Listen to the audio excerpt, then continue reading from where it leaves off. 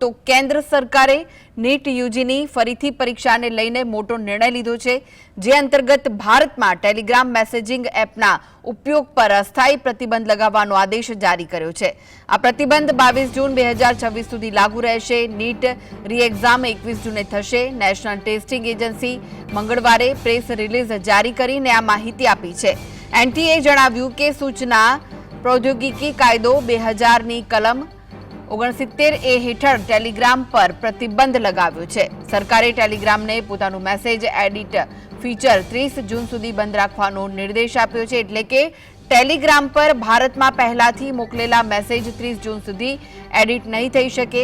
એનટી અનુસાર કેટલાક લોકો ટેલિગ્રામનો ઉપયોગ પરીક્ષાઓમાં પેપર લીક થવાના નકલી પુરાવા બનાવવા માટે કરતા રહ્યા છે। આવા કિસ્સાઓને રોકવા અને પરીક્ષાની નિષ્પક્ષતા જાળવી રાખવા માટે આ પગલું ભરવામાં આવ્યું છે।